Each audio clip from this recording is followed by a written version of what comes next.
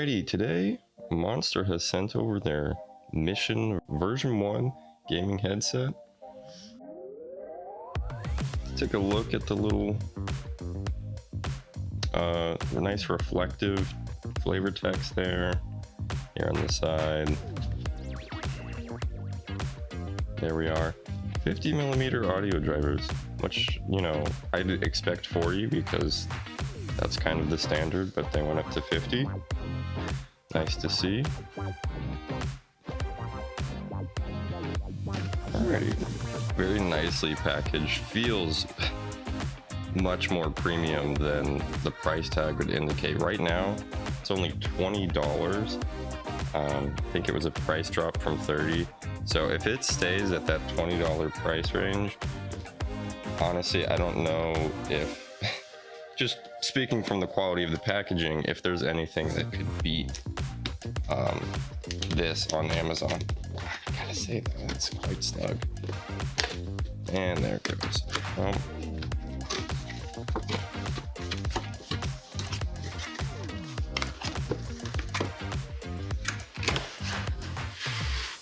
Inside's a bit less prestigious.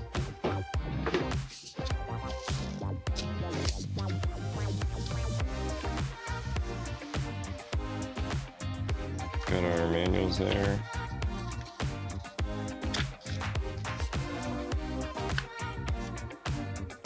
Warranty card.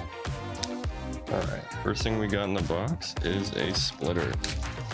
Honestly, I didn't think this was going to have it based on the fact that it had USB for PC. But in my case, my front I/O on my PC has these two separated, so being able to do that rather than fiddle with stuff in the back is super duper nice. We can take a look here at the fact it's braided. It almost has a waxy feel to it. Yeah, so that actually isn't nylon, and we can kind of tell from right there. It's actually rubber. It's just texturized to look like it.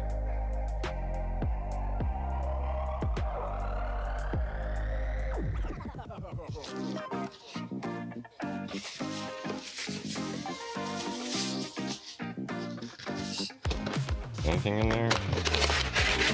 Nothing. Alright, that's everything. So here we have the headset itself.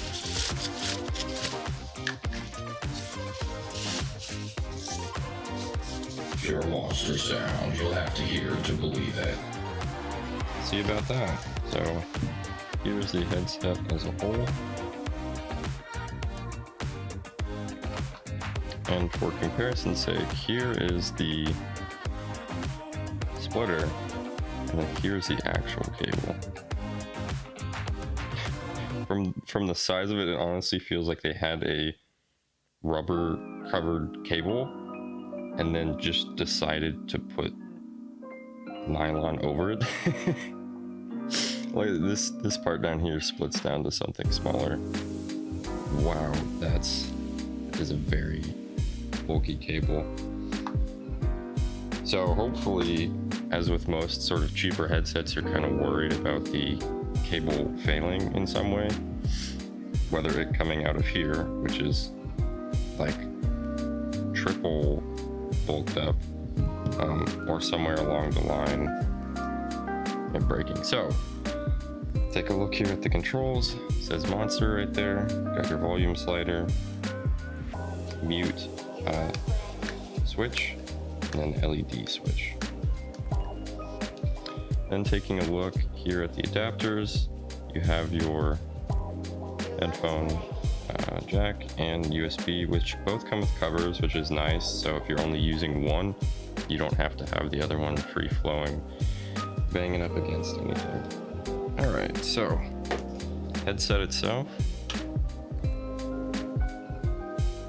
Have the left and the right. Mission version 1. There's your LED spots. You have sort of the grill styling. Here's the mic, which seems to quite nicely bend up right there out of the way. although it is free flowing. Take a closer look at it right there.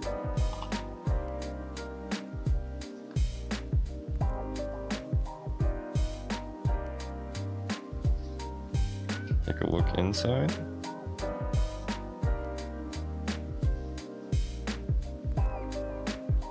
Pretty thick cushions, which is good. One of the things I've run into with cheaper headsets is either the ears hurting or the headband hurting. So this there's almost no actual structure in there. It's almost 100% cushion, so I find it hard to believe that that'll hurt your ears, and because these are so thick. You know, it is plastic, like, but even with that, it honestly feels more solid. Yeah, as those who are looking for budget headsets may have come across, there's some very cheap stuff. Even the cheaper stuff from Turtle Beach uses a lighter plastic than even this. It almost feels like what you'd feel in some toys, in the sense that they're meant to be thrown around and banged up, and so they use a thicker plastic. But with all these initial impressions out of the way, I'll be right back after some testing. Alrighty, a few days later now, I've been using it as my only headset. Got the RGB plugged in, which you do need the USB for, eliminating pretty much any console player, which is unfortunate because they put it in a lot of the advertising that this is an RGB headset and show that it's on console. But if you do look at the graphic, it does say PC is the only one who does have the lights, so keep that in mind and look out for that. And again, it's unfortunate because you have to have the USB constantly flopping around, and I'll get to in my sort of final wrap up, and that sort of adds up. So comfort wise, over this period of time, it's actually really good. My only complaint is with how small these ear holes are, and they're very circular, right? And nobody really has circular ears, it's more of an oval. So if this was widened up, we have plenty of cushion, right? But the whole shape where your actual ears are isn't big enough. What I do appreciate, at least stylistically, is the fact that this cup isn't circular. So it forms to the shape of the headset, and it just sort of looks nice. So if they could carve just a little bit more space out of there, I think that would appease those with non-circular ears. Next thing to note is the suspension band, and you're going to run into this no matter what. I have a Razer Nari Ultimate, has the same band style where if you smack it, it is loud, but you don't get any of sort of plastic creak that you might get from cheaper sturdy band type. The mic is nice, and it does fold up right into that spot every time. I did find that I would adjust the headset sort of back more. So when I was done with it, it was kind of stuck in this position. That's what I found most comfortable for me. But it's fine because you can bend it back and forth. When leaving it on a headset stand like this, it does leave an indent, which can look bad. Kind of bends it like that, but after a while it just comes right out. That was everything I had to say about the headset itself, but now we have to deal with that and just how big this is, how big these are, and immovable and clunky this is, and having two cables, and yeah, just how big of a cable that is. It's nice because it doesn't feel like it's gonna fall apart. This, on the other hand, feels incredibly hollow, and I'm sure I could unscrew that and it could probably fit within that space. So, very comfortable headset, and feels nice and works well and does everything you want. Doesn't feel like it's gonna fall apart. This, on the other hand, is very long, and this is just too big, and the cable's too big.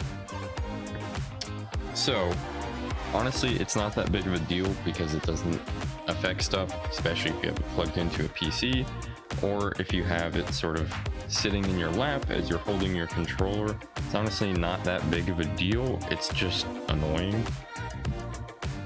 So that's all of the physical comments. Now on to the actual audio. Sound wise, it's actually quite good. Not as good as a more expensive headset, but honestly surprisingly clear and with details in, say, multiplayer games. You can hear enemies far off. It's just at those super far ranges, those super tiny detail steps and gunshots out in the distance, it's muffled. You can kind of tell the general direction, which is likely all that you need, but it's not as crisp and clear as you want it. And of course the bass is just, if it's at the absolute max, you can tell it is there, but you're never going to feel it or anything of that nature. So actually quite clear, has a good distance. There wasn't anything that I felt like I wouldn't be able to hear on this headset compared to my other one. It's just, it's not going to be as clear. All right, test 1, 2. This is how the mic sounds plugged into the PC. With all of that said, of course, this depends on the price and how it compares to the other things that you could buy instead.